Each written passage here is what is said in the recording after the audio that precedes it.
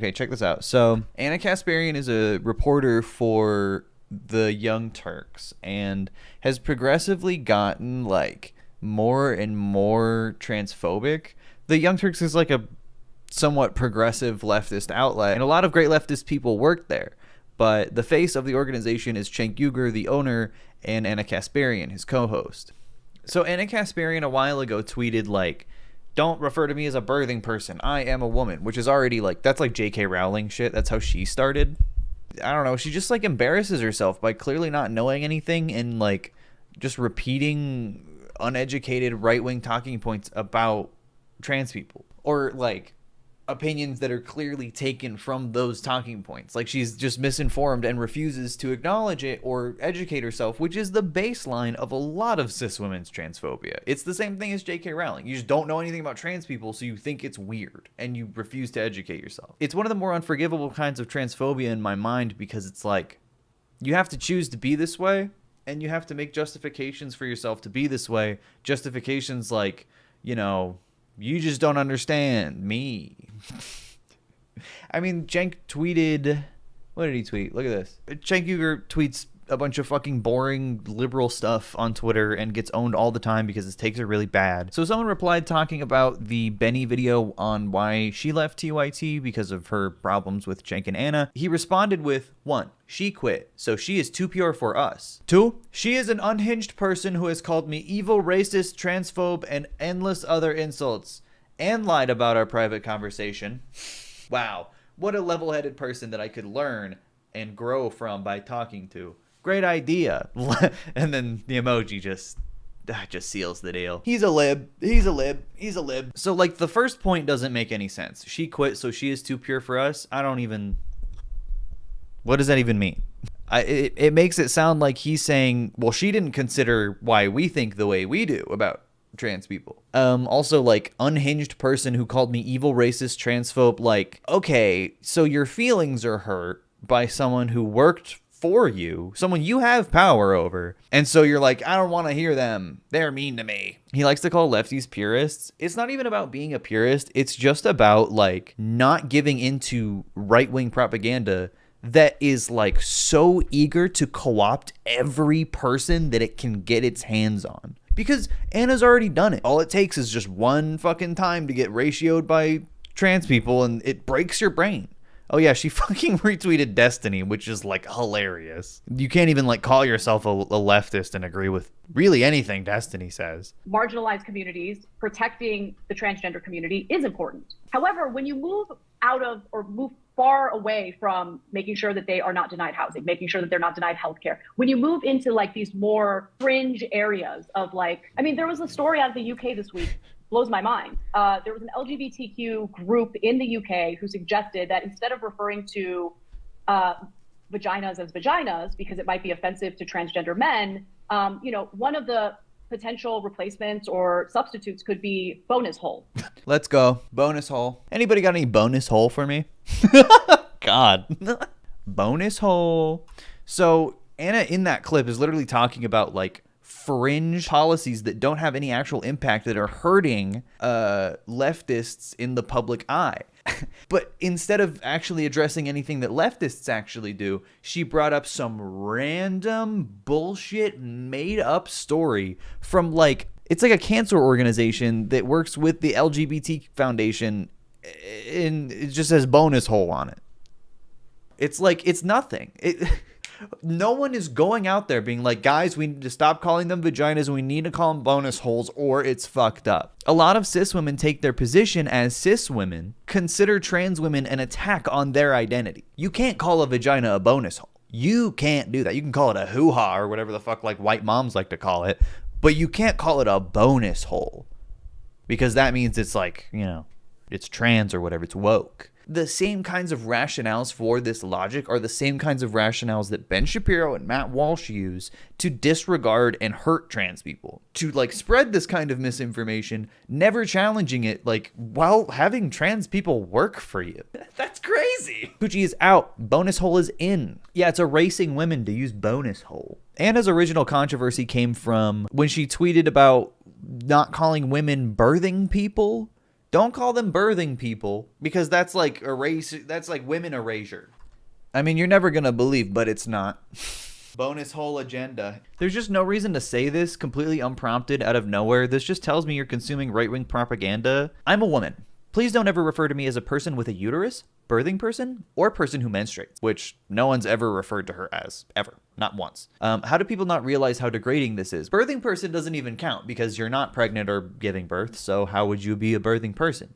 That's weird. You can support the transgender community without doing this shit. Yeah, you can. You can support the transgender community without, like, throwing out this random, uninformed, like, paranoid opinion about trans people. Associating this with trans people at all is weird on its own, because most of this shit comes from, like, medical organizations that are mainly run by cis people. Yeah, and also those terms are for trans and non-binary people. Anna Kasparian is a cis woman. She would never have to worry about any of those fucking terms. But again, she's like weirdly paranoid about her position as a woman losing like cultural value or something. It's like, it's weird. It's conspiracy shit. Her response to it was pretty hilarious as well. Lol. The meltdowns over wanting to be referred to as a woman rather than a birthing person is pretty wild. I'll never apologize for that, especially as biological woman who has had a fucking lifetime of being told I'm less than. I'm a woman. No apologies. Birthing person in her mind is less than woman. I don't know why, but it is. Again, not that anyone would ever call her that, but just in case they did, before she would correct them, for that very like brief split moment, she would be less than, and that just wouldn't be acceptable. Like, I need to make it extremely clear that there is no reason to even post this. Like, you are posting about something that isn't even affecting you. Isn't affecting you, isn't affecting the first 1,000, 5,000, 10,000 people that read your tweet. But the need to say that like paranoid need to throw out like, by the way, if you call me anything other than a woman, if you associate me with transness, that means that I'm less than. So don't do that. Like, you're signaling something with that. Yeah, biological woman, that's basically a dog whistle at this point. I mean, this is from like earlier this year. Come on. Hanging around Ben Shapiro too much. Like trans women are fucking androids. Stop trying to make uterus happen, okay? Yeah, she's saying she's superior as a biological woman. That's fucked up to say, especially unprompted, unprovoked, just out of the blue, being like, by the way. That's my least favorite part about this. No one asked Anna how to talk to right-wingers. I wouldn't trust either of these morons to figure out how to talk to right-wingers. I'm gonna be real. You want to see the way Anna talks to right-wingers? Oh, let's talk about that. By the way, Ben Shapiro and all of his colleagues call these people evil groomers when they're not face-to-face, but because Ben Shapiro is a coward, a spineless pussy, he is going to bend and treat Anna Kasparian like a colleague, and because Anna Kasparian is dumb and easily swayed by Ben Shapiro's fake, like, charm, I guess, whatever he fucking schmoozed her with in the fucking, on the ride over here. Bonus hole Ben, meeting of the cowards. Really excited to welcome to the program Anna Kasparian. Anna, thanks so much for stopping by. Really appreciate it. Thank you for having me. I'm not afraid of my political views. I'm not afraid to admit when maybe I got something wrong in the past and maybe Well, unless it's about trans people, because Anna is a biological woman, so we have to listen to her. I've evolved on my political views. Man, this sucks. Not even that long ago, we were watching Anna Kasparian and doing the same thing, but praising her for debating Dennis Prager. So the idea that the border is open and people are just pouring in illegally is inaccurate.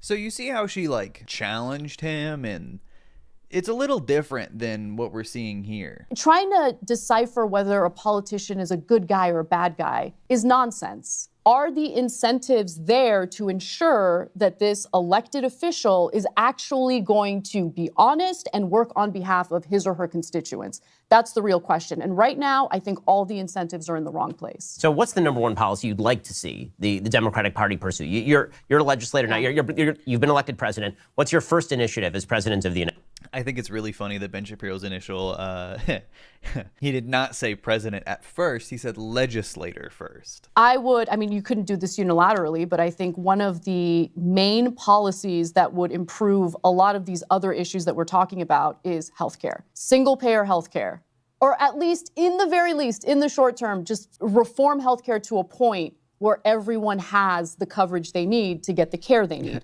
So why is Ben sitting like a shrimp? That's just how he looks, man. Come on. I want to fix that. That would be, again, the number one thing I would focus on if I had the power to really make that change. So, I mean, obviously, I think that we all see the problems with the healthcare system. It's sort of a weird Frankensteinian monster, this sort of private public monster in which virtually all medical care in the United States is publicly subsidized at some level by Medicare, Medicaid, by hospital reimbursements that are involved with local and state regulation.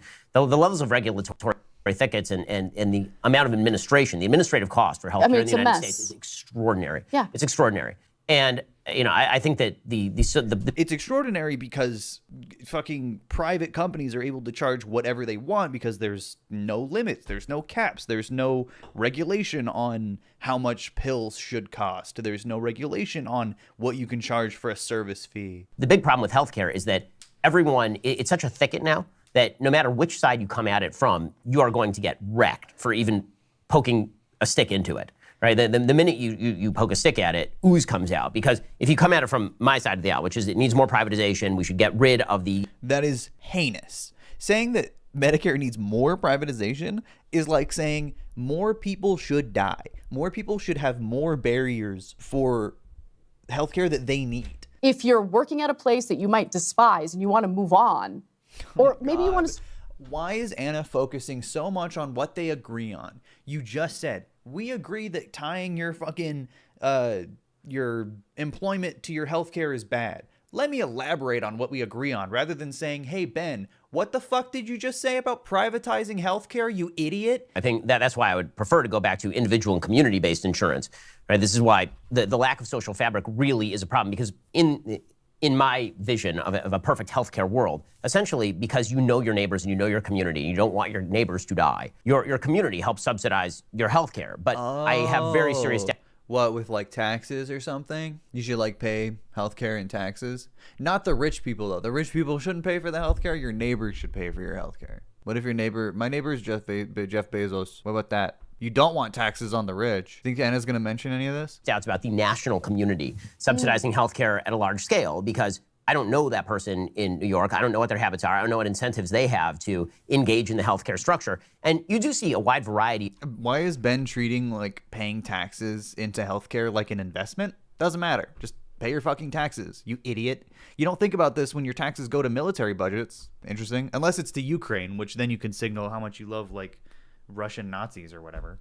Of sort of models that have been used, right? Singapore is a much more privatized healthcare system than, for example, Great Britain. So there are a bunch of different ways to sort of slice this particular issue. Yeah, you know what's interesting, because we hear a lot of, I feel like the right wing in America puts words in the mouths of Canadians and people living in Great Britain when it comes to their health insurance policy and their nationalized health care. That's true. But you talk to them and they seem to love it. So I'll give you an example. So when Boris Johnson was running again for prime minister, what was really interesting is how he kept emphasizing the need to bolster. Oh, it's a third rail there. You can't touch it. But it's a third rail because of how much the people living there love their healthcare system. And so when you consider the fact that our life expectancy in the United States is comparable to that of Cuba's, there's something broken in our system. Well, I mean, the fuck does that mean, Anna? Cuba? Yeah. So first of all, I mean, whenever we get into these sorts of discussions, you have to start looking at apples to apples comparisons in terms of the demographic. They're talking to each other like strangers on the street or like colleagues at a water cooler, rather than people who are aware of the context of the things that they're saying and aware of their opinions outside of the things that they're saying. Specifically Ben Shapiro. Ben Shapiro is just bullshitting and being nice as an excuse to have Anna on the show. Anna is bullshitting and being nice as an excuse to like connect with Ben Shapiro, because I think she's delusional enough to think that she can make a connection with this freak over here. But by the way, Cuba actually has some of the best healthcare despite its embargo. Their medical research is astonishing, actually. I wonder if it's because their healthcare is publicly funded and subsidized. And you have to look at the poverty rate in different areas. Obviously, the life expectancy in Vermont is significantly higher than life expectancy in, say, Alabama. This is a classic right-wing tactic, and Anna is bobbing and nodding her head because she's not smart enough to see it. Ben Shapiro is scattering. He's saying like, well, you have to focus on all these little tiny details and all these little tiny places and this and that and blah, blah, blah. I'm complicating the problem when it is so much more simple, because in places like Sweden and Finland and Canada and the UK, where their healthcare is just subsidized and people can just have it, it works. It's that simple. But a lot of American right-wingers' job is to make it seem more complicated than it actually is. That way people just go, oh man, you just got to consider all these factors. So the status quo continues. Which is so good for Big Pharma, which is apparently someone that Ben doesn't like. Sorry about that, everyone.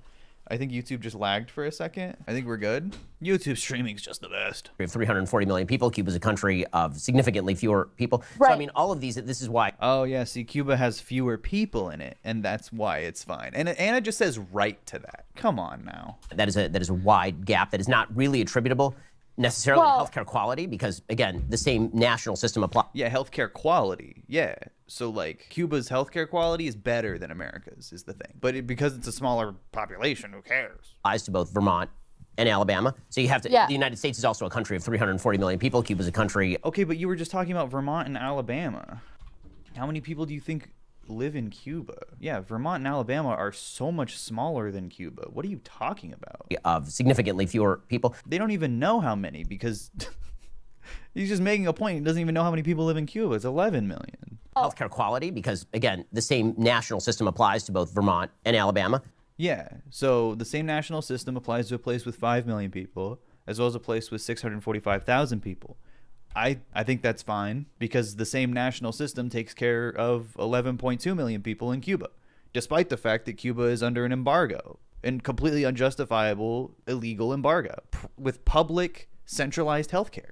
How is Anna just going along with this? So you have to, the United States is also a country of 340 million people. Cuba's a country. And that, I mean, that's too many people. That's too many people. UK population is 67 million people. Still a lot less than 340 million people. Don't get me wrong. They still have healthcare. Right. So, I mean, all of these, this is why I sort of object to any attempt to use Norwegian models and apply them to a significantly more diverse, heterogeneous, and large country. So when Ben Shapiro, this is a classic right-wing take. This is classic. Actually, I haven't heard this in a long time. I think right-wingers realized they got in trouble for saying this. They used to say, when people would bring up the healthcare conversation, they'd be like, well, Finland is a homogenous society, which just means that it's a white population. They ignore the fact that there is immigration in and out of Nordic countries. Well, okay, so let me get into that, because if you look at what's worked, because Cuba, I mean, obviously incredibly poor country, especially with embargoes and all of that.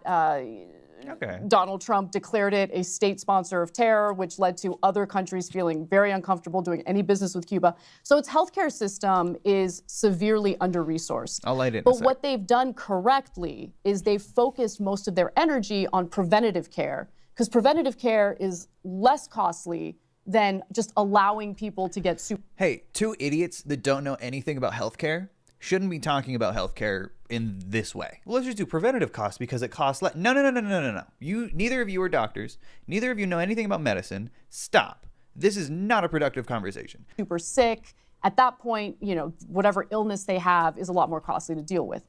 So they're like, all right, we don't have the resources. We just got to make sure we really hone in on preventative care. That's worked out really well for them. Whereas in the United States, people aren't getting the preventative care they need to prevent severe illnesses because it's so costly, right? So we need to do something. Well, I mean, first we should tell people to stop eating so much. I mean, the United States is an extraordinarily fat country. I mean, by the stats, we're a very fat country. I mean, you compare us to Cuba. That's really cute from Ben Shapiro, considering how much he hates Michelle Obama. Literally the only person to publicly, in like a form of like government, be like, hey, stop eating so much, please. But you compare us to anywhere in Scandinavia, this is a country that has, I mean, this is why during COVID, people would say 40% of the population has pre-existing health problems. And meanwhile, Sweden's like, let her rip, man, we're all in great shape. But it's, you know, so again, comparing apples to oranges. Well, okay, America has really bad health problems and obesity problems because, again, preventative care is too expensive. She's just proving, or Ben is just proving Anna's point. This is a very difficult thing. When it comes to the NHS or Canada, the only pushback that I give there is that you'd be hard-pressed to find a... Ben Shapiro would just be like, obesity is when you eat too much. You're going to hate me for saying this, but I think the cap on Social Security taxes should be lifted entirely. Oh, no, I'm not. By the way, that is at least an ideologically consistent position. Yeah. Meaning that if you are going to say that we need to maintain Social Security as it currently stands, as a defined outcome plan as opposed to a defined contributions plan, then of course you're going to have to raise taxes. Again, two fucking idiots who don't know anything about the economy, don't know anything about Social Security, don't know anything about taxes, don't know anything about legislation, don't know anything about anything. I mean, come on. Oh, well, it's not a earnings plan, it's a contributions plan. Shut up, dude. It doesn't matter. You're gonna hate me. God forbid Ben Shapiro hate you, Anna. Right. I mean, like, I'll say that, I have more, it is a more honest argument to say that we want Scandinavian-style welfare systems, so we need Scandinavian-style taxes, than the lie that is currently being pursued by both sides. It doesn't matter. Like, Scandinavian-style taxes? What does that even mean? We don't need that. This is like when Pearl Davis says, like, if you want equality, women need to go apply to the oil rigs. If you want it to be the same, it has to be the same. I'm a child. I'm a baby. I'm Ben Shapiro. If you want Scandinavian healthcare, you need Scandinavian taxes. But also Scandinavian healthcare wouldn't work because America doesn't have enough white people in it. This is what Ben Shapiro was trying to say. Will say that we have to spend exorbitant amounts of money and never pay for progressive scale taxes. I don't care. The government prints money. Do you understand? There's no theory. There's no praxis. There's no policy. The government just makes it. The government should just take every hospital and be like, hey, that's mine now. I'm going to fill it with doctors. And now everyone can just get stuff there. They can do that, but they won't. That's what we need to be advocating for. Government acquisition of private corporation. It's true, because private corporations have done nothing but profit seek to the detriment of, like, literally everyone other than billionaires. We agree that this stuff is bad, but my take is to make it worse. That's Ben Shapiro. For it under any circumstances, and then just basically bet that the bill will never come due. Right. So if you say raise Social Security tax, I'm like, the bill doesn't come due because America pays the bill. Determining the difference between a good faith or bad faith individual and what Anna is incapable of that because she's sitting in front of Ben Shapiro, the bad faith individual. whether or not you debate with that individual. This is exactly a perfect example. You're being honest, and you're at least acknowledging, the flaws from the bad faith people, the inconsistencies from bad faith. Like, why even engage in a debate with someone who's inconsistent, isn't honest about what they really want? So I just wanted to go back to that conversation. Ben Shapiro is literally that. He is inconsistent and not honest about what he wants, because what he wants is money from his dumb audience. That's all he wants, and he will never be honest about that. Because it's a perfect example of what I mean. And I think this also ties back into, again, that localism conversation that we were having before. Yeah. We'll get into that in. She just called Ben Shapiro honest. All right, Black Rifle Coffee, let's go. The further you get out from my local community, the more capitalistic and free market oriented I am. In my house, I have a joint bank account with my wife. Right? My wife earns significantly less money. Oh yeah, let's talk about your weird fake wife. And Toyota becomes a world power in terms of being an actual global corporation because our manufacturing costs in the United States are too high. We're living fat and happy off. Ben Shapiro, a guy who has never worked or even seen a fucking manufacturing plant, talking about manufacturing costs and tariffs and import-exports, and this guy doesn't know what he's talking about. This guy tweets for a living. Why are we having this conversation? Why are we legitimizing this person even a little bit? I'll go on because I'll make him look stupid.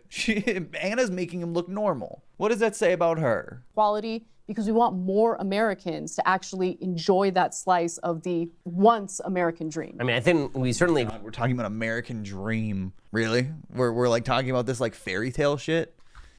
I love it. Right-wingers will go from talking about hyper-specific things that they know nothing about, then start talking about vague notions about like, oh, I just want the American dream for everyone.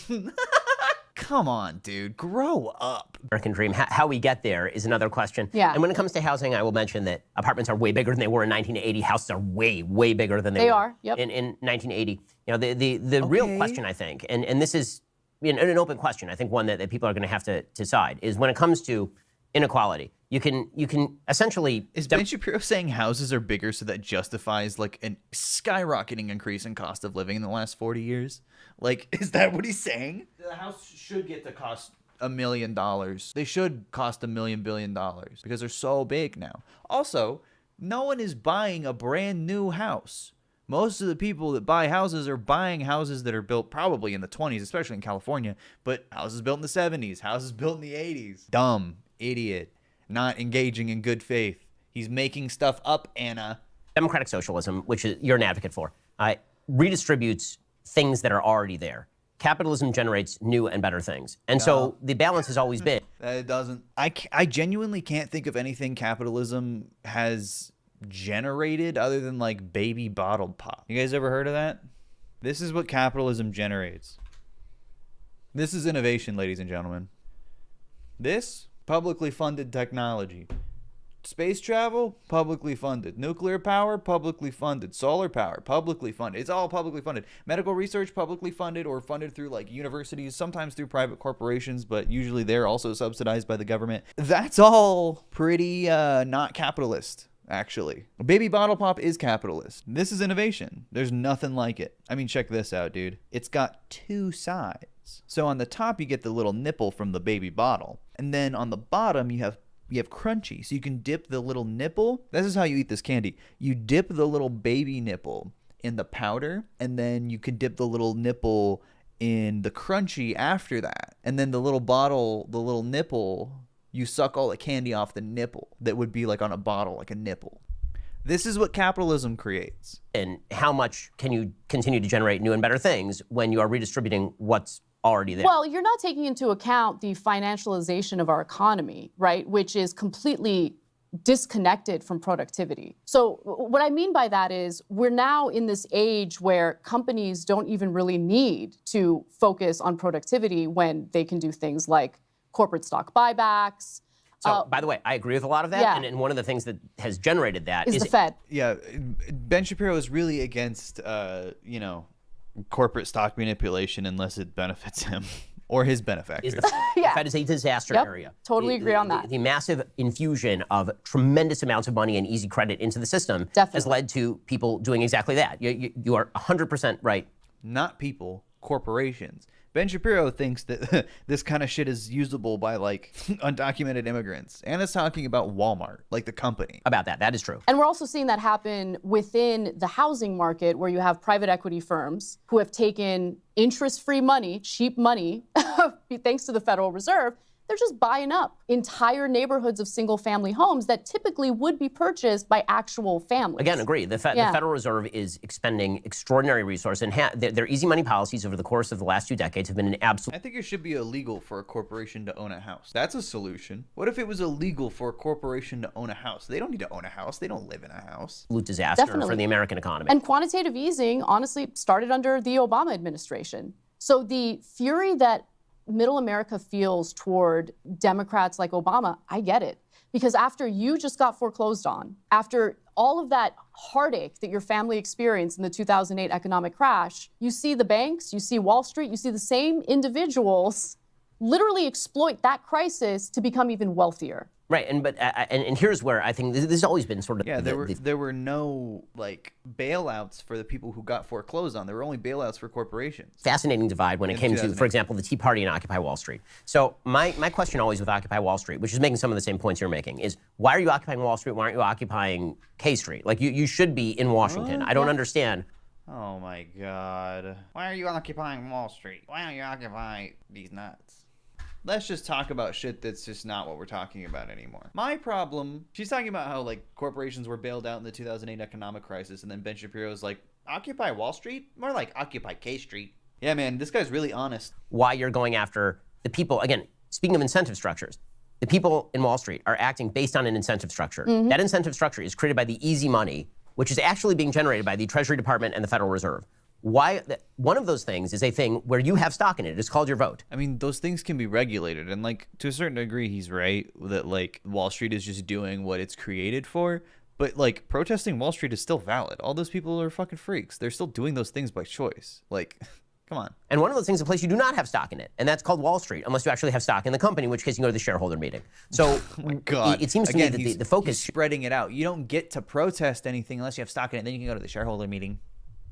Like, he knows that no one he's talking to, not one person watching this video, that actually applies to. But he's obfuscating the point and making things muddy for the sake of, making things easier for him to manipulate and control. Should be placed on the origin of the public policy. If you and I can agree that the Federal Reserve should stop pumping money into the economy, and this will naturally lower the amount of... Stop pumping money into corporations. Pump it into the people. Pump the people. Give them fucking money. Remember the pandemic? Remember when everyone had a stimulus check? Remember how fucking good that was for the economy? And then they stopped it, and we had a recession. The biggest problem with this video is that Anna Kasparian is over and over and over and over again falling for Ben Shapiro's little tricks that he's doing, his little spells he's casting. Whether you're talking about Democrats or Republicans, both parties have been captured by those corporate interests, thanks to unlimited campaign donations into political action committees, thanks to the fact that our politicians can be personally invested in individual stocks. We need to reform the system. It's not necessarily about punishing Wall Street. It's about getting to the root of the problem, which is the corrupt influence that Wall Street has on our politicians, thanks to how this system is set up. I don't disagree with any of that particularly, but I would say that there's one additional element that I actually think looms far larger. I mean, Ben Shapiro should disagree with the unlimited campaign donations thing, considering he's a Donald Trump guy. Donald Trump was like making bank off campaign donations, like super illegal shit. And then he spent that on Stormy Daniels to not tell anyone about his weird penis. Right, the interest rates are not meeting with what the actual risk level is in American society. Right now, Biden's taking the heat for it. The reality is that the notion that the Federal Reserve...